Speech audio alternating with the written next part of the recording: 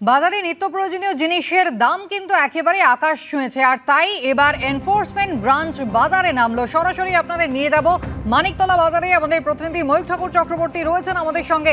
ময়ূক, ইতিমধ্যেই সরেজমিনে দেখতে এনফোর্সমেন্ট ব্রাঞ্চ তারা পৌঁছে গিয়েছেন মানিকতলা বাজারে। দেখো, শুধু ইবির আধিকারিকরা নেই, আমরা এই মুহূর্তে ছবিটা দেখাবো। কলকাতা পুলিশের ডেপুটি কমিশনার, তার নেতৃত্বে বটতলা থানা, বিরাট টিম এই মুহূর্তে মানিকতলা বাজারে রয়েছে। নিত্য প্রয়োজনীয় পণ্যের অস্বাভাবিক যে মূল্য বৃদ্ধি, সেটা রুখতে 1 মাসের একটা বিশেষ অভিযান সেটা শুরু হয়েছে নবান্নের নির্দেশে।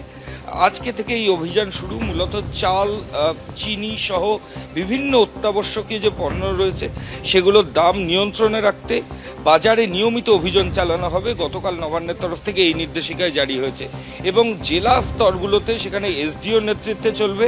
শহর এবং পুরসভা এলাকায় ডেপুটি কমিশনার অফ পুলিশ, তার নেতৃত্বে এই নজরদারি চলবে। চাল, চিনি, সবজি, দুধ, ডিম, মাছ, মুরগি, এই সমস্ত দাম এগুলো যাতে বিক্রেতারা ক্রেতাদের থেকে বেশি না নিতে পারেন, যাতে কাউকে না ঠকানো হয়, তার জন্য এই স্পেশাল টিম ফর্ম করা হয়েছে। এবং পাশাপাশি রাইস মিল, সুগার মিল, বিভিন্ন যে গোডাউন, সেগুলোতেও এনফোর্সমেন্ট ব্রাঞ্চ একই সাথে অভিযান চালাবে। এই মুহূর্তে যেটা আমরা দেখছি যে কোনো বেআইনি স্টক করে রাখা, মজুত করে রাখা, কালোবাজারি করা, এগুলো যাতে না হয় সেটার জন্যই কিন্তু এই মুহূর্তে পুলিশের টিম তারা রয়েছে মানিকতলা বাজারে। আমরা সরাসরি দেখাচ্ছি। এই মুহূর্তে দেখো, পুলিশের বিরাট টিম তারা রয়েছে। বটতলা থানার যিনি আধিকারিক রয়েছেন, ডেপুটি কমিশনার অফ পুলিশ রয়েছেন, সিনিয়র অফিসাররা রয়েছেন, এনফোর্সমেন্ট ব্রাঞ্চের অফিসাররা রয়েছেন এবং তারা বিক্রেতাদের সঙ্গে কথা বলছেন। ঠিক কি কথা বলছেন আমরা শুনে নেব।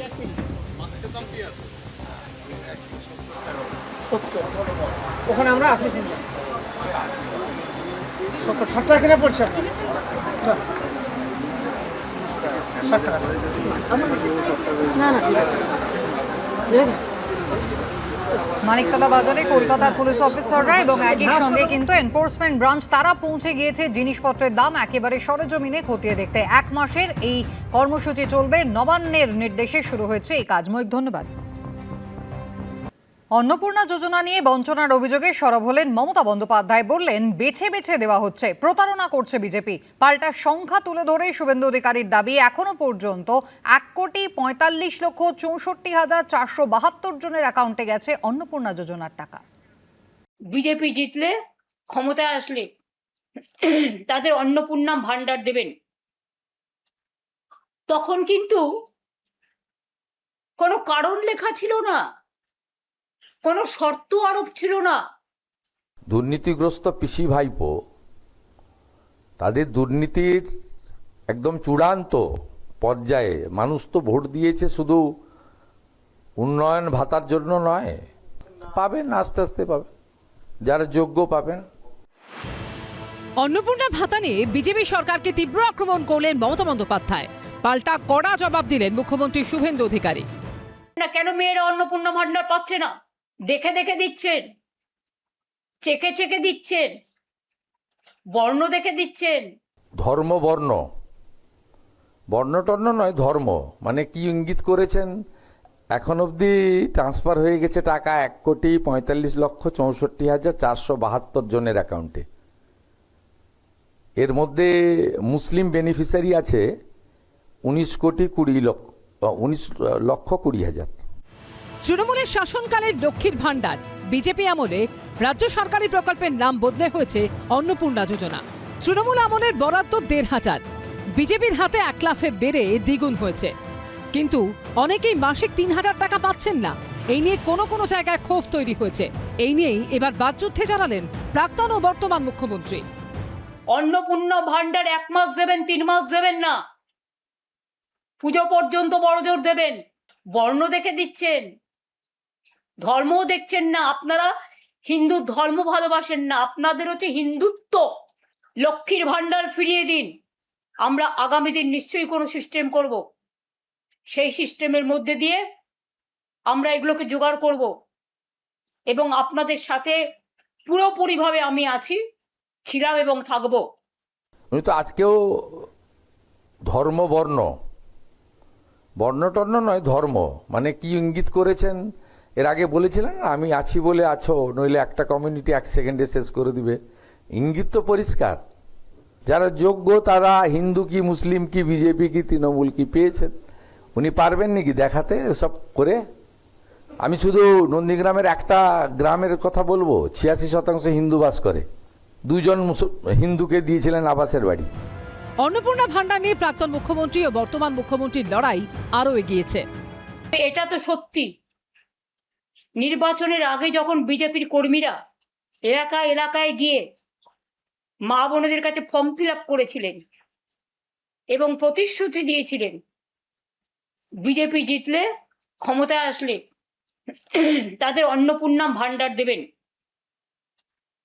তখন কিন্তু কোনো কারণ লেখা ছিল না, কোনো শর্ত আরোপ ছিল না। যতদূর আমি দেখেছি মানুষকে প্রতারিত করা হয়েছিল।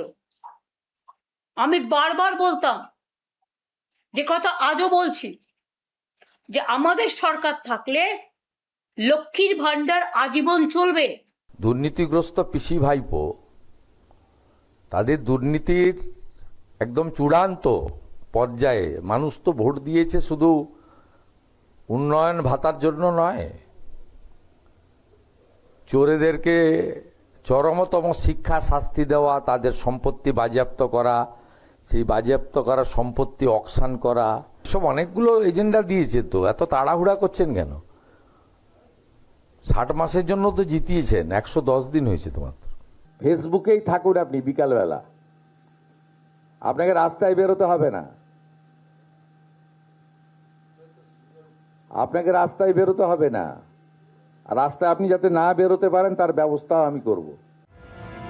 অন্নপূর্ণা ভান্ডার নিয়ে প্রাক্তন বনাম বর্তমান মুখ্যমন্ত্রীর আক্রমণ পাল্টা আক্রমণ রাজনীতিতে ঝড় তুলল। সুমন ঘরার রিপোর্ট, এবিপি আনন্দ। যাদবপুর বিশ্ববিদ্যালয়ে তাণ্ডবের ঘটনায় এখনও পুলিশ কাউকে গ্রেফতার করতে পারেনি। তবে অভিযোগ দায়েরের 3 দিন পর গতকাল অবশেষে ক্যাম্পাসে পুলিশ এলো।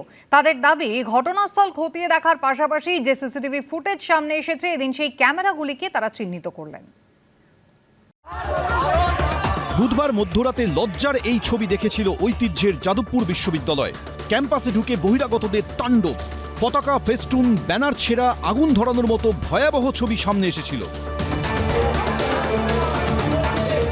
তারপর কেটে গেছে প্রায় 5-5টা দিন, কিন্তু যাদবপুর বিশ্ববিদ্যালয়ের তাণ্ডবের ঘটনায় এখনো কাউকে গ্রেফতার করতে পারেনি পুলিশ। সূত্রের খবর, এ নিয়ে এখনো পর্যন্ত কাউকে ডেকে জিজ্ঞাসাবাদও করা হয়নি। সোমবার পুলিশ জানিয়েছে যে এদিন যাদবপুর বিশ্ববিদ্যালয়ের ক্যাম্পাসে যান তদন্তকারীরা। খতিয়ে দেখা হয় ঘটনাস্থল, কোন কোন ক্লোজ সার্কিট ক্যামেরায় তাণ্ডবের ভিডিও ধরা পড়েছে সেগুলি চিহ্নিত করা হয়। পাশাপাশি সেই সিসিটিভি ফুটেজ বিশ্ববিদ্যালয় কর্তৃপক্ষকে দেওয়ার জন্য লিখিত দেওয়া হয়েছে পুলিশের তরফে। পুলিশ আমাদের কাছে পাঠিয়েছে আর কি, চিঠি পাঠিয়েছে যে আমাদের তরফ থেকে যেসব সাহায্যগুলো করার সেই সাহায্যগুলো আমরা করব। মানে সাহায্য মানে হচ্ছে সমস্ত এভিডেন্স, তারপর হচ্ছে ক্যামেরা ফুটেজ, তো সেগুলো আমরা দেব। দেশের প্রথম সারির শিক্ষা প্রতিষ্ঠানগুলোর অন্যতম যাদবপুর বিশ্ববিদ্যালয়, 5 তারা ইউনিভার্সিটি। এই যাদবপুর বিশ্ববিদ্যালয়ে পড়াশোনা করার স্বপ্ন দেখে বহু মেধাবী ছাত্রছাত্রী। ঐতিহ্যবাহী এই শিক্ষা প্রতিষ্ঠানই বুধবার রাতে বহিরাগতরা ঢুকে তাণ্ডব চালায়, যার 37 ঘন্টা পর যাদবপুর থানায় অভিযোগ দায়ের করে বিশ্ববিদ্যালয় কর্তৃপক্ষ। জানিয়ে ইতিমধ্যে শুরু হয়েছে বিতর্ক। বুধবার রাতের ঘটনা বা বৃহস্পতিবার ভোর রাতের ঘটনা, কিন্তু বৃহস্পতিবার সারাদিন ক্যাম্পাসে যেরকম কন্ডিশন ছিল, আমি প্রভিসি বা রেজিস্ট্রার আমরা কেউই কিন্তু সেদিন মেন বিল্ডিং আসতে পারিনি বিভিন্ন কারণে। তো তার জন্যে এফআইআরটা লঞ্চ করতে দেরি হয়েছে। বুধবার রাতের তাণ্ডবের এই সিসিটিভি ফুটেজ সোমবার যাদবপুর বিশ্ববিদ্যালয়ে গিয়ে ক্যাম্পাসের এই সিসিটিভি ফুটেজই সংগ্রহ করার কথা ছিল পুলিশের। সূত্রের দাবি, এদিন দুপুরের দিকে সাদা পোশাকে ক্যাম্পাসে যান কয়েকজন পুলিশ কর্মী। সব মিলিয়ে যাদবপুর কাণ্ডের রেশ এখনই কমার কোনো লক্ষণ দেখা যাচ্ছে না। পার্থপ্রতিম ঘোষ, কৃষ্ণেন্দু অধিকারী, অর্ণব মুখোপাধ্যায়, এবিপি আনন্দ। যাদবপুর কাণ্ড নিয়ে টানাপোড়েনের আবহে এবার বিশ্ববিদ্যালয় নিয়ে কড়া বার্তা দিলেন মুখ্যমন্ত্রী। কিছু দেওয়াল লিখনের ছবি পোস্ট করে আজ বিভাগের বয়েজ হোস্টেলে অবিলম্বে তদন্তের জন্য সংশ্লিষ্ট কর্তৃপক্ষকে তিনি নির্দেশ দিয়েছেন। এ নিয়ে পাল্টা মুখ খুলেছেন বিশ্ববিদ্যালয়ের পড়ুয়ারাও। যাদবপুর বিশ্ববিদ্যালয়ের ক্যাম্পাসে তাণ্ডব নিয়ে টানাপোড়েনের পারদ ক্রমশ চড়ছে। দোষীদের গ্রেফতারির দাবিতে সরব ছাত্রছাত্রীরা। অন্যদিকে সোমবার ফের যাদবপুর বিশ্ববিদ্যালয় নিয়ে কড়া বার্তা দিয়েছেন মুখ্যমন্ত্রী শুভেন্দু অধিকারী। वीडियो सब दिया मुझे, मैं भेज रहा हूँ वाइस चांसलर को चेक करने के लिए। चेक करेगा, वो आर्ट्स हॉस्टल में है, सब नहीं चलेगा यहाँ। राष्ट्रवादी काम करना पड़ेगा, इतना पावर आपको कोई नहीं दिया गया है। ये सब अंदर रह के किशन जी रेड सैल्यूट ये सब नहीं चलेगा। তবে এটা আমি মনে করতে পারি সবাইকে, কিষেনজি কিন্তু চেয়েছিলেন মমতাকে পরের মুখ্যমন্ত্রী দেখতে, তৃণমূলের মুখ্যমন্ত্রী দেখতে, যে তৃণমূলেরই নেতা এবং পরবর্তী সময় এমপি অথবা এমএলএ অথবা মন্ত্রী শুভেন্দুবাবু নিজেই। ফলে কখন কোন কথাটা কে বলছেন উনি বরদাস্ত করার কে? দেশবিরোধী কথা মানে কোনটা? যেটা বিজেপির পছন্দ হবে না সেটা দেশবিরোধী কথা? বিজেপি তো আগাগোড়া দেশবিরোধী ছিল, আগাগোড়া স্বাধীনতা সংগ্রামের বিরোধী ছিল। এরপর এক্স হ্যান্ডেলে মুখ্যমন্ত্রী কিছু ছবি পোস্ট করেন।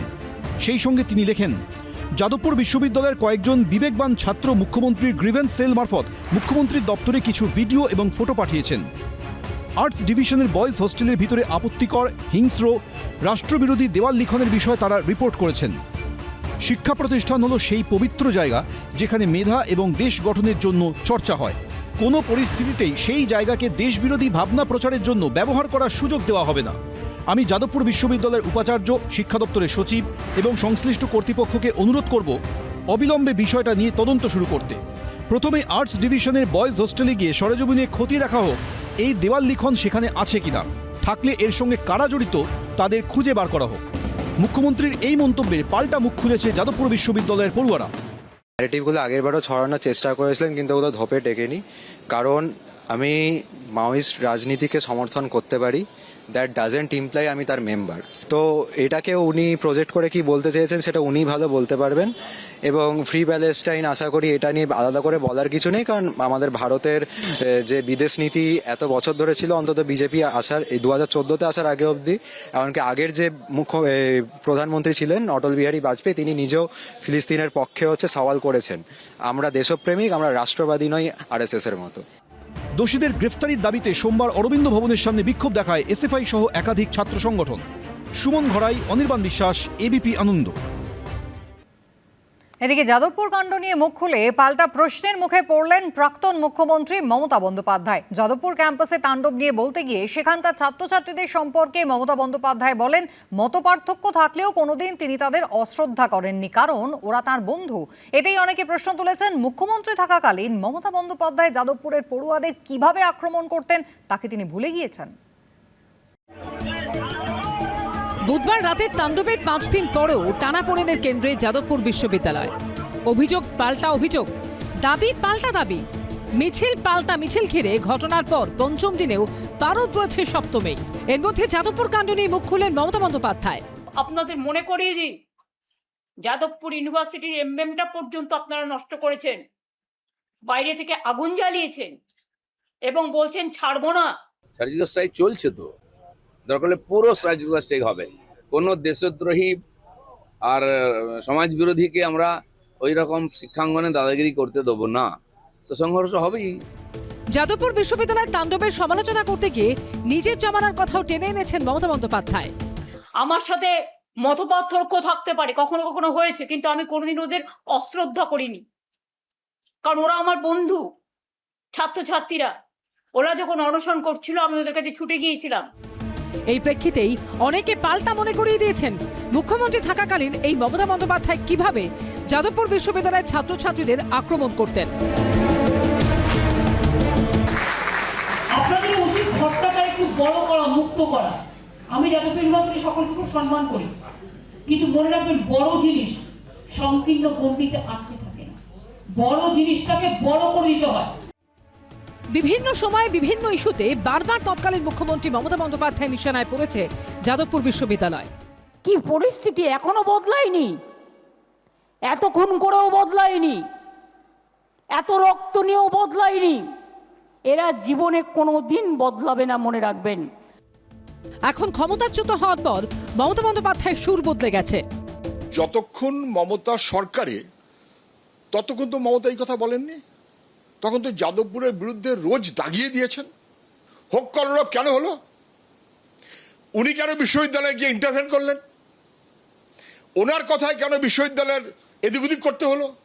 অনেক কথা, এসব কি এখন মমতা ব্যানার্জি বলছেন সরকারি দল থেকে বিরোধী দলে আসলে কথাটা বদলে যায়। প্রতিষ্ঠানকে দখলদারি করার জন্য মমতাও যেমন, শুভেন্দুও তেমন। সেই কারণে এখন জিয়ার মতো কথা বলছেন। 2014 সালে যাদবপুর বিশ্ববিদ্যালয়ে ছাত্রদের অবস্থান বিক্ষোভ চলাকালীন মধ্যরাতে নির্বিচারে লাঠিচার্জ করেছিল পুলিশ। মেয়েদের উপর নির্মমভাবে লাঠি ঘুষি চালানো হয়। সেই সময় মুখ্যমন্ত্রী ছিলেন মমতা বন্দ্যোপাধ্যায়। তারপরই হোক কলরব আন্দোলন নাড়িয়ে দিয়েছিল রাজ্য রাজনীতিকে। এরপর 2023 সালে যাদবপুর বিশ্ববিদ্যালয়ের মেন হস্টেলে এক ছাত্রের মৃত্যুতে র্যাগিংয়ের অভিযোগ উঠেছিল। তারপরও যাদবপুর বিশ্ববিদ্যালয়কে নিশানা করেছিলেন মমতা বন্দ্যোপাধ্যায়। ওখানে পুলিশ ঢুকতে দেয় না, সিসিটিভি লাগাতে দেয় না, র্যাগিং করে ছেলে মেয়েদের উপর যাতা, একটা আতঙ্ক পুরো হয়ে গেছে এখন যাদবপুরের মতো গর্বের বিশ্ববিদ্যালয়। আমি দুঃখিত, আমি স্তম্ভিত, আমি মর্মাহত। আমি যার জন্য সব জায়গায় গেলেও যাদবপুরে আমি যেতে চাই না। প্রশ্ন উঠছে, যাদবপুর ক্যাম্পাসে এবারে তাণ্ডবের সমালোচনা করে কি মমতা বন্দ্যোপাধ্যায় অতীত ভুলিয়ে দিতে চাইছেন? আমরা কোনো রকমভাবে কোনো বহিরাগতের এখানে কোনো রকম বিষয়ে কথা শুনতে চাই না, কিন্তু যারা কিনা যাদবপুরেরকে একটা সম্মানের জায়গা থেকে এই রকম জায়গায় নিয়ে এসেছেন, তাদের কাছে বহু কথা বলতে হয়। মমতা বন্দ্যোপাধ্যায় কি বলছেন সেই নিয়ে বাংলার মানুষ ভাবছেন না, বাংলার মানুষ সেই নিয়ে কোনো আগ্রহ দেখাচ্ছেন না। আমাদেরও সেই জন্য ওনার কোনো অভিযোগ, কোনো কথা নিয়ে কোনো আগ্রহ নেই, কেননা পশ্চিমবঙ্গের মানুষ তাকে 15 বছর সময় দিয়েছিলেন এই ব্যাপারটাকে খতিয়ে দেখার জন্য। সব মিলিয়ে যাদবপুর কাণ্ড নিয়ে মুখ খুলে এখন পাল্টা প্রশ্নের মুখে মমতা বন্দ্যোপাধ্যায়।